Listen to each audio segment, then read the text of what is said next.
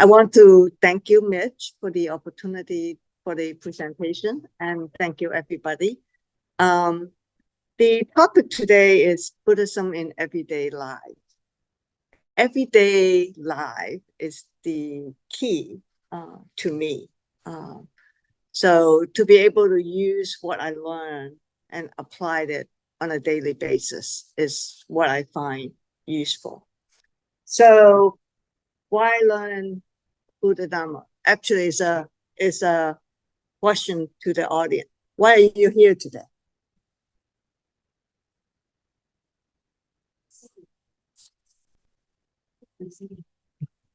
Thank you. I feel special already. Anyone else? Huh? I said, I don't know. When I really think of a reason, Uh-huh. I don't have a reason. You don't have a reason? Yeah. But do this place speak to you? Okay. Belonging. I find, so when I started learning Buddhism, I look Chinese, but I don't speak Chinese real well. I'm actually, I came from Hong Kong, so I speak Cantonese. So when I try to find a place to learn Buddhism, when I first heard about it, I'm actually having tremendous difficulty. In the Houston area, I found a lot of Chinese temple, which my Chinese is better now, but in the old days, it was challenging. So when I find the Cantonese Dharma group in J Buddha Temple, I find it very useful. So I do feel a sense of belongingness. I don't go to the Cantonese Dharma group anymore because it conflicts with my Saturday program at ABC. But whenever they have any kind of program, I felt like I want to contribute because that's where I started. I personally stay with the Buddha Dhamma because I find I'm happy. So that's the second message. Hopefully, learning Buddhism bring you more happiness and less suffering. So let's talk about suffering. So the Pali word for suffering is dukkha, and a lot of people here, suffering have a negative connotation to it. I like the word dukkha better because it's much more, it has a lot more meaning. When Lynn told me that I'm thorny last week, I could take that as a personal insult, or I don't feel good, which I didn't, just so that you know. I actually appreciate that. But sometimes people say a word, you just don't like it. I have an idea at work and they find it less than optimal. I don't like it. I may not express it, but deep inside, I have this uncomfortable, uneasy, whatever. So suffering don't have to be very big. It could be just, when I first met Len, we had a connection way away. I like her. I have to be honest, there are other people I met in life. I don't know. They just don't, we don't jive. And how do you deal with those situations? So for suffering, I dislike or uneasy. So it's much bigger. We face those every day. Do you have suffering? Do you have dukkha in your everyday life? So that's kind of where we are. So if we all agree, we kind of have dukkha in our everyday life, then how do we deal with it? I like to say, first of all, you have to realize that you are having those uneasy feelings and you don't like it. And what we just did for about 30 minutes helped me personally to clear my mind and to be able to recognize that I don't like it. And I felt like that's the first step of solving the problem. You can't solve the problem until you know you kind of have one. White mindfulness. Anyone heard about white mindfulness? Eightfold, no full path? No. Okay, good. I maybe have something useful to share. White mindfulness. Able to remember what you're doing. Able to remember good teaching. Able to know, are you here today? So what we did a while ago, the meditation really helped us to be able to observe our feelings and thoughts. We a lot of time actually not able to do that. We would go from not, we just, you just explode. You just start yelling. and going from not feeling good to start yelling, in between there's actually a transition point. We're not skilled, or we don't have the tool to see it.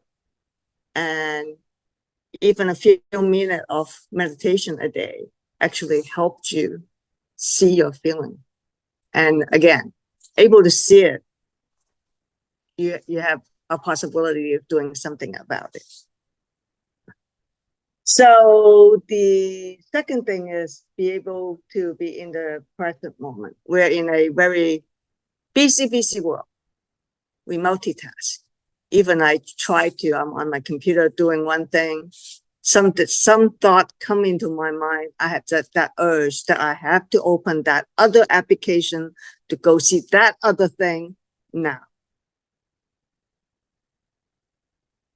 We say, oh, I'm good, I'm multitasking. Are you really good? Are you really multitasking? Are you really accomplishing things? Are you efficient, really, without that focus? So I find meditation helped me focus. No, I still have that urge. This morning, I have the urge to open up the AT&T management because it sent me a message about I have some feature that's turned on, and then I realized what I was doing. So be able to be in the present moment and to be able to notice things around you. I was in a meditation retreat for 15 days at American Bodhi Center. I spent 4 days a week there, every week, for a few years. There was a chair on the corridor. I didn't know it was there. Been there for years. I was walking down the corridor doing my walking meditation. See, there's a chair here. Where's this chair come from? Oh, it's been here forever. So be able to calm down your mind. You see things that you haven't seen. It's been there. It's not like it's not there.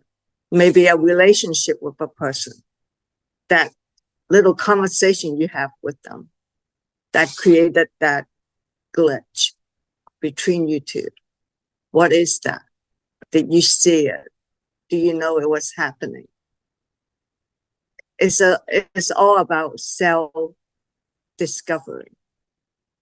During that same meditation retreat, also see two ants talking to each other.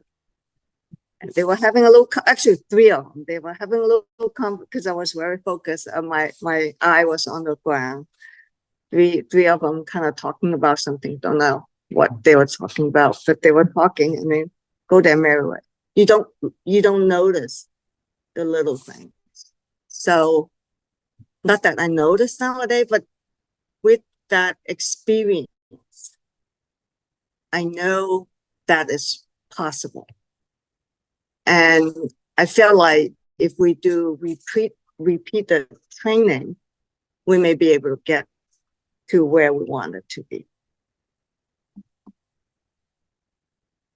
So I try to meditate every day, and it did help. I did hit a turning point about a year and a half ago.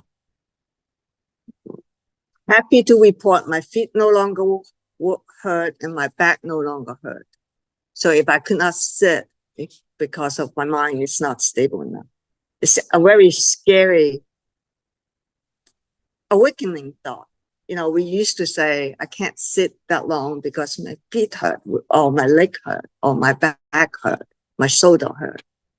Well, guess what? When you take those away, very clear, crystal clear that I could not sit because my mind was not stable enough, which is good and bad. Good that I realized it, bad I still couldn't sit more than 30, 35 minutes.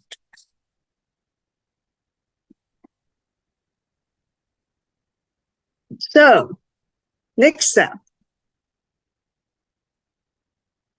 Impermanent. We talk about that a lot in Buddhism. So, this is one of the key teaching. So, what is the reality of life? The right view. The first one of the Eight Noble Path, right view. Dependent origination. Thank you. Everything is interrelated. We all kind of, believe it or not, what I do have an impact on you. Even if we don't know each other, we kind of pass our way, or just passing by. If I smile, there's an off chance, a possibility that your day will go bad.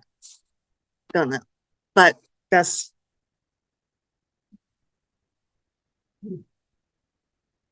things are conditional. What I do today or decide to do today may change the effect.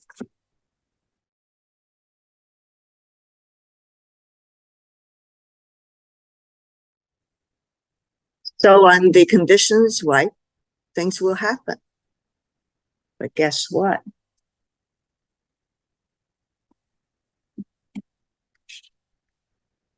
When the conditions no longer exist, things may disappear. It is it's a reminder that the cause and effect, you work on the cause, you don't work on the effect. You should work on what happened now to make sure the condition is right. I remember when I was working, I work in a pretty big company. So any project we do is multi-people or multi-person. So when my boss gave me a project back in the days, I didn't know about this. I didn't ask, did I have the right condition? Do I know the people? Do I have a good relationship with them? I work in IT, so do I have support of the other people? The person down in the computer room who can reboot the machine for me. Do I have support of my finance and accounting people that I have to go hire another person? I don't ask those questions. You just keep going. But if you do, I think that gives you a advantage. You know what condition is required. At least you put some thoughts into it. And if you realize what conditions not quite there, hopefully you can work on it a little bit. I wish I know about those. My career may go a little bit better. So I actually had thought about Buddhism in the business world a lot. The teaching we have, or the can apply, of course, to our daily life, but to our work life as well. So, and I'll talk about a little bit about the three poison in a bit. But if you realize, so back in the days, there's a guy at work. I call him the cookie monster. He loved cookies. This is the good old IT days. His office, he had a line of Coke can line up. He's a strange dude. But anyway, he and I had a good relationship. He's a cookie monster. So I bring him cookies all the time. So I didn't realize it at the time, but I have a good relationship with him. One day, I decided to wipe out the core software of the computer. I just thought that it's the right thing to do. So I did it. Well, I didn't recover like I expected to. Well, guess what? I called up the cookie monster and said, I really, really, really need, 9 p.m. in the evening in the computer, call him up. I really, really need your help. You need to come and help me. Well, he did. So I lucked it out that one time because I have the right condition. If I don't, I may not be able to recover. But having this realization, I think would help you. Help me in our everyday life as well as work life.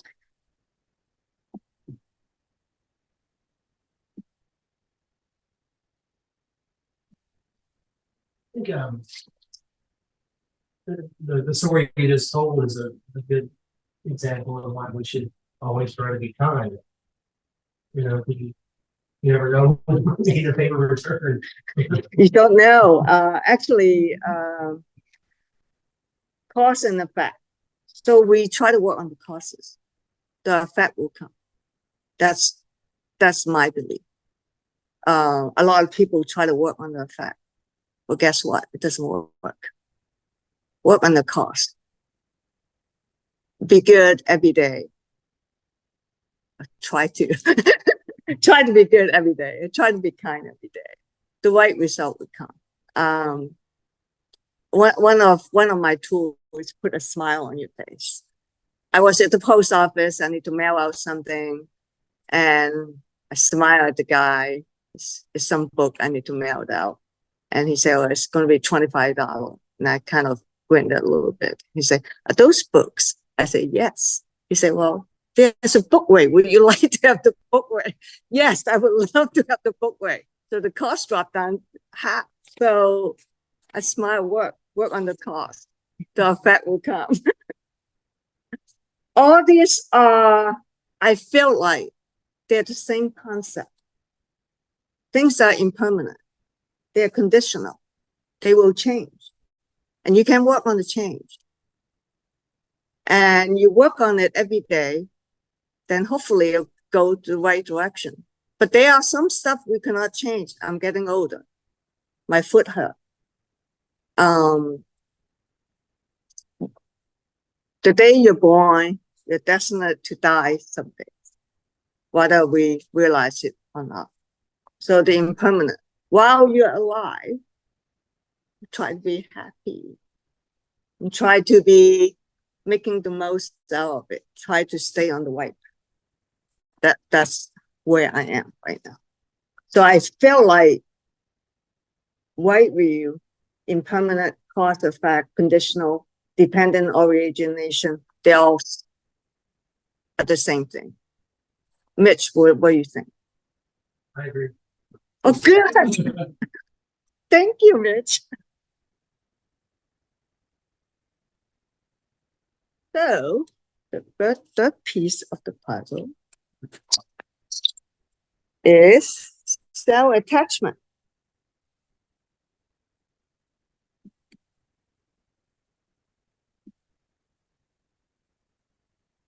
So our ego is our problem. I, my, me, you hurt my feeling. That is my idea. Well, guess what? If you take that out, you may have an easier time. Instead of my idea, if it's our idea, you may be able to see a bigger picture, some good idea from someone else to make it a better idea, etc. This is what I work on every day. So sharing another story. So I stay at the American Buddhist Center a lot. I felt like I made a lot of progress. I was really proud of myself. And the pandemic is almost over, so it's time to take a cruise. Went on the cruise, went into my room. It only had one towel. We should have two towels. Talk to the little butler. I want two towels. So, well, you can go downstairs and get one if you really want two towels. No, I want two towels. I was angry. I didn't like it.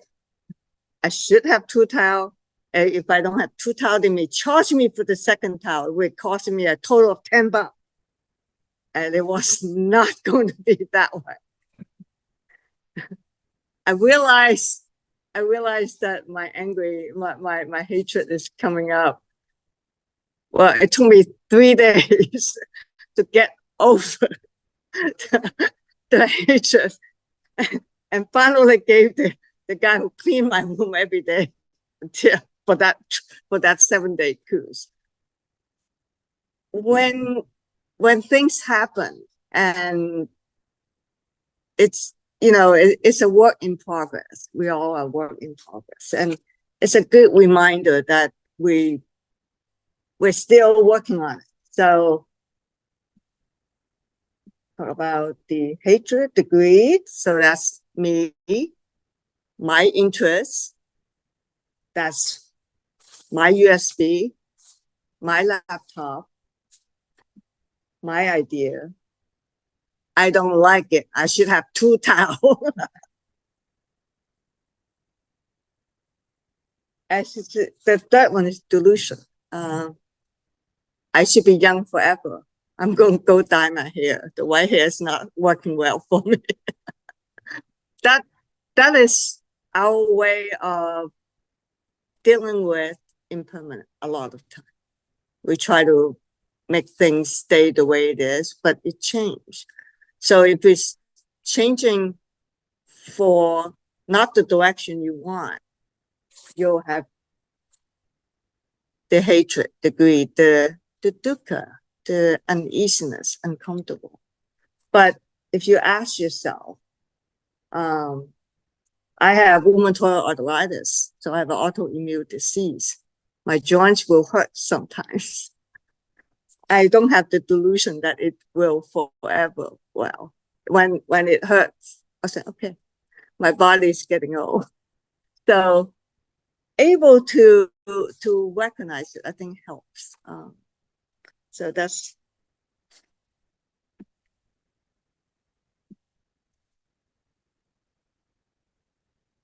So our dukkha come from the conflict of self, me, mine, and I, with the reality of impermanence.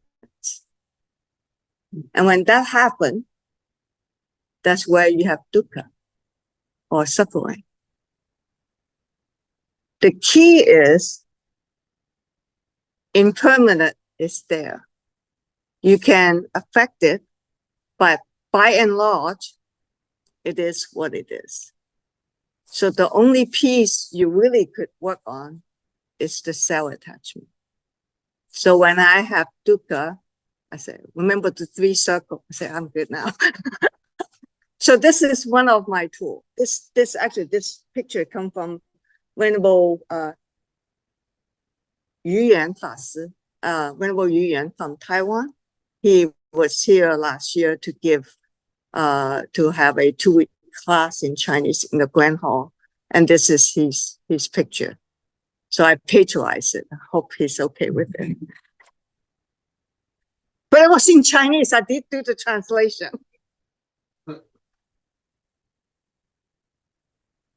So daily life, like I said, your work is on yourself. Don't try to change other people. It's fruitless.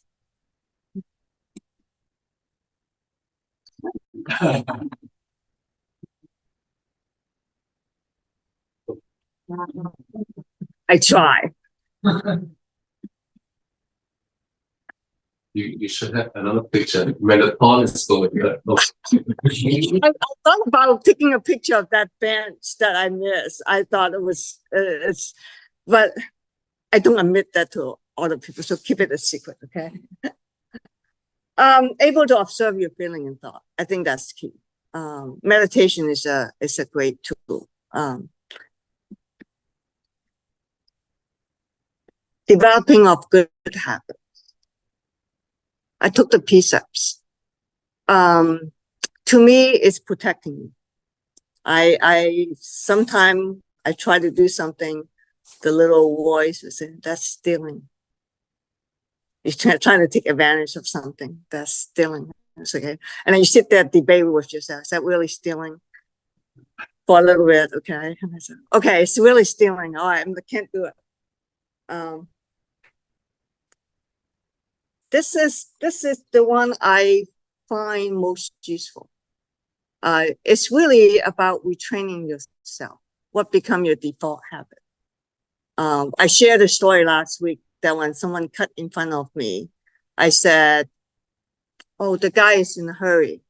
I hope he reaches his destination safely. That's retraining myself.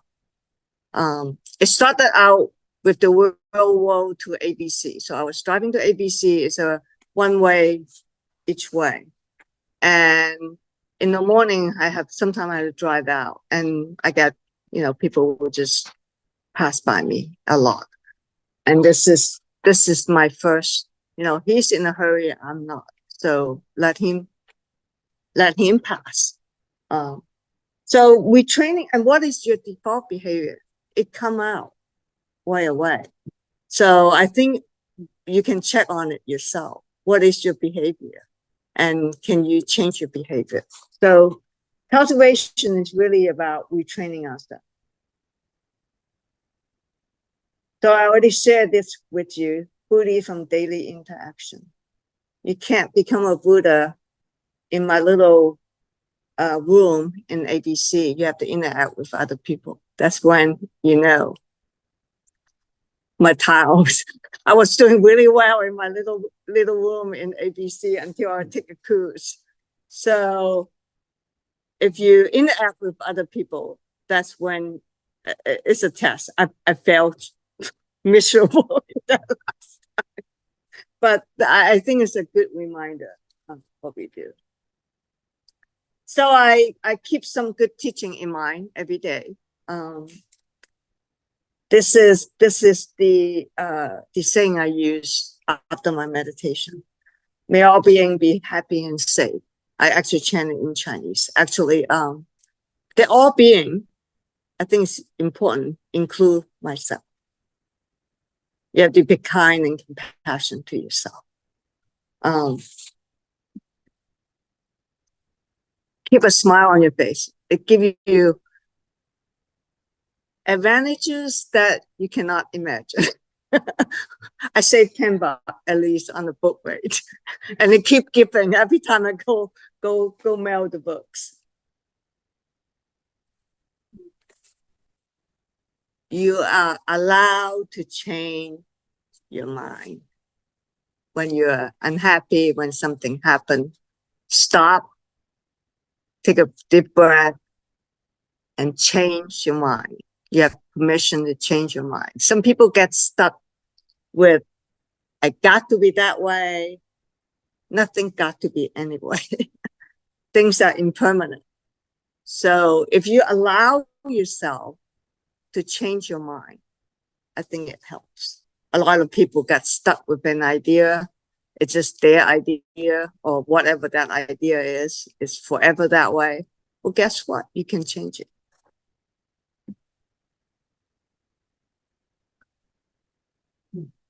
Service bring me a lot of happiness. When Wang Yi had a saying that if something got to be done, should be done, you have the ability to get it done, do it now. So we just come back from Burma. It was taken over by the military government not long ago. We were there Well, first we almost didn't make it into the country. We were told our flight was all canceled. But then I found out it was the national airline, or the flight was canceled. Good thing I didn't know about that national airline. I didn't book that at national airline. So we were able to fly in. And the site we went to, or we wanted to do our work, is at a remote area. So we had to take a couple more flights to get there. And when we get to Burma, people tell us, well, you can't get there. The road is all dig up and they were fighting. There was fighting going on and you can't get there. And I said, well, we were flying. You think we can get there? So they said, no, I can't get there. So I was there on my phone, canceling all the hotels, all done. Well, half a day later, the flight is on. You can get there. Okay, no problem. On the phone again, boom, boom, boom, boom, boom, boom. Booking all the hotel again. I take it all those in stride. It was, but if we don't get there, we don't take the opportunity, we may not be able to do what we wanted to do. So we went to an orphanage with 150 kids, and we were able to do some work there. And when the opportunity arises next year, we probably will go again. But I think the things are changing, is impermanent. When the opportunity arises, presented itself, and you have the ability to do something, do it now, because you don't know. We have all intention to go back to Burma next year. I don't know if we can. I don't know if that wall, they're going to dig up the wall with some fighting or whatever. But I think do it now is a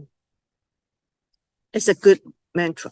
You don't know if you have the physical ability, whatever. Things is too impermanent. You don't know if you can do it tomorrow. So, and I am a lot happier then. Thank you, Lynn.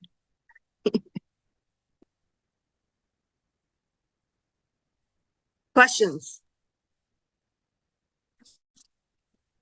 When you're talking about being delusional, Yes. about accepting that things are impermanent and are changing, like within our bodies, Correct. as we're getting older. Correct. I have an aunt who was suffering a lot with pain down her arm, in her neck, and her shoulders, and she was accepting that because she felt like she was getting older. I don't always like to accept the way things are. I always like to try to find a solution. And so I realized that she was having a pinched nerve. Yes. And so I took her to the chiropractor. Yeah. And of course now, 3-4 months later, she has absolutely no pain anymore. So how do you balance that between saying, okay, I'm going to accept that I'm getting old, or accept this situation, when maybe there is a solution for it? Actually, I love that idea. I have rheumatoid arthritis. I accept it, but I do go to the doctor. I do take medication. And when I am in a lot of pain and it's getting to the point where I can't take it anymore, guess what? I do call her up and say, I think I need a cortisone. I'm not dumb. One thing is, one teaching that Venerable Hongye shared with me, and I think I did pretty good with it, is separate your bodily pain with your mental pain.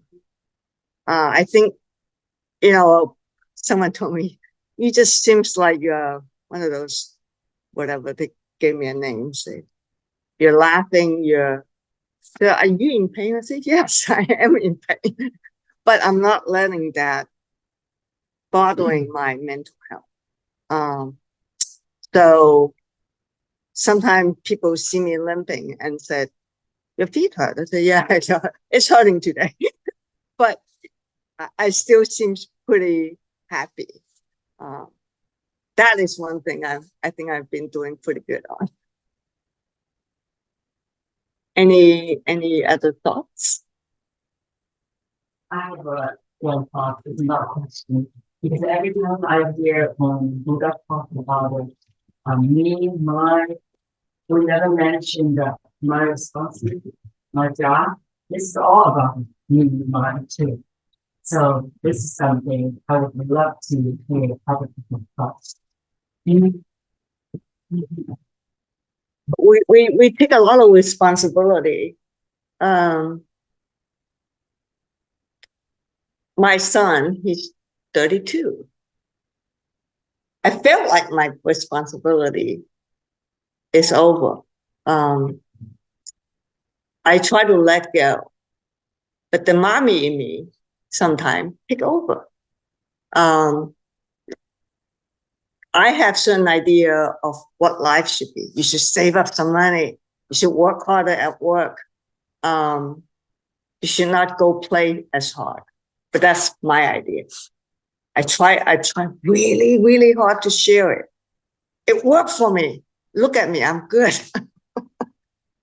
Well, he may or may not have that same idea. So some responsibility. I take my responsibility actually pretty seriously as well. I have quite a bit of responsibility at volunteering, and I take those very seriously.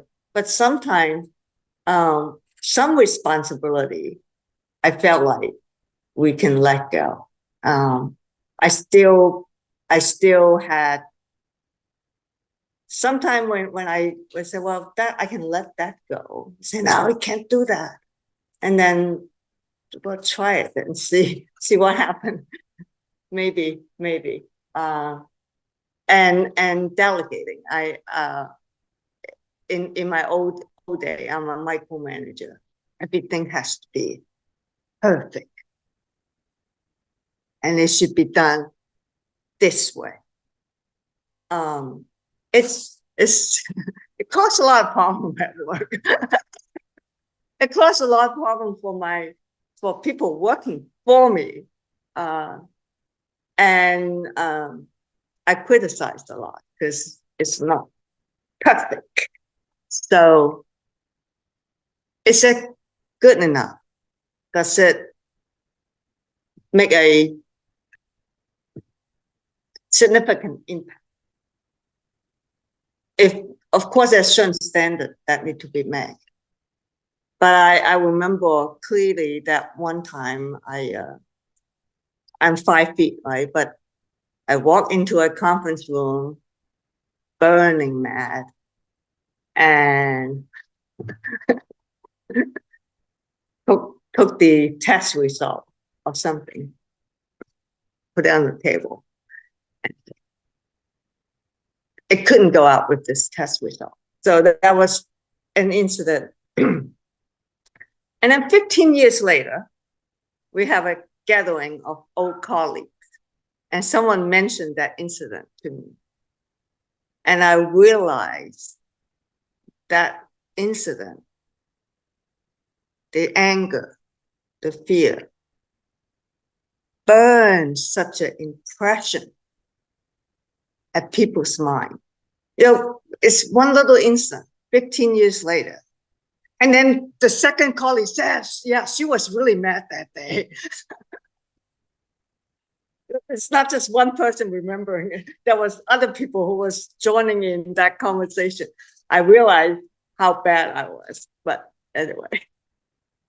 I wanted to speak a little bit more to what you were asking, because I own multiple companies, and I have people who work for me and work under me, and I try to teach and delegate and make them responsible for what their tasks are. And sometimes that doesn't work. And what I have to remind myself is what you said, that is my responsibility overall, because it's my company. It's not their company, it's my company. And I can't get angry about them not doing their job.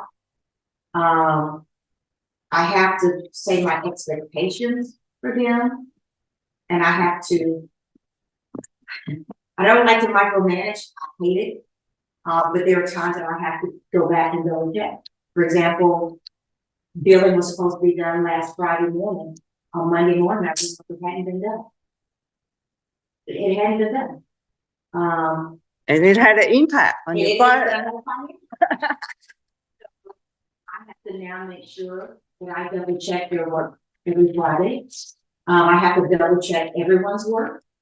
It's frustrating, but what God told me was, I gave you these colors, not them. And this is your work and your mission statement. And so I have to do a lot of self-talk and a lot of say to get grounded. But it is a balance, I think, especially in the workplace. Yes, it's a lot easier at home by myself. You're in your little world. So, what my, I can share, yeah, give up on mine. But it's my responsibility, it's my job, it's not that anything. But start with on something you can do. I mean, that's I think, start on the stuff that you think is doable, because you're forming a habit. So it had a snowball effect. If you do the little thing on yourself, small things, I think it will lead to other realization that you do become smarter on how to handle things. It just because you with the meditation and with the good habit, your mind are clear. It just is. I cannot explain it. It just, your mind are clear, and then you will have solution that you will have more aha moment. I call them but personal things. All right. Everyone doing. I don't have a question, but I just wanted to respond to Louise, your question, and also your question. Because they're kind of like puzzles in Buddhist philosophy. When you think a little bit more into it, they're just instances of something of a harder puzzle to solve. And for example, for you, I've thought about it before too in my life. Like what does acceptance mean? And I think when I think of it, when I try to solve this puzzle, I think I take acceptance to be the prerequisite to skillful action. So acceptance isn't to be passive or to be submissive to all of the the conditions that you have to deal with, like sickness or whatnot. It's not to just lie down and say, okay, this is my fate. But I think acceptance is because the opposite of acceptance will be denial. And if you deny what's happening to you, how could you take any action at all? And then for you, I thought about that too, like, because in life, you have to make a name for yourself, or you have to pursue a career that is somewhat narcissistic. It's all about you. It's all about your resume and what you've done and your experience, and it's all about getting a title behind your name or something like that. It's about becoming someone that you can be proud of, or someone who can be proud of you. And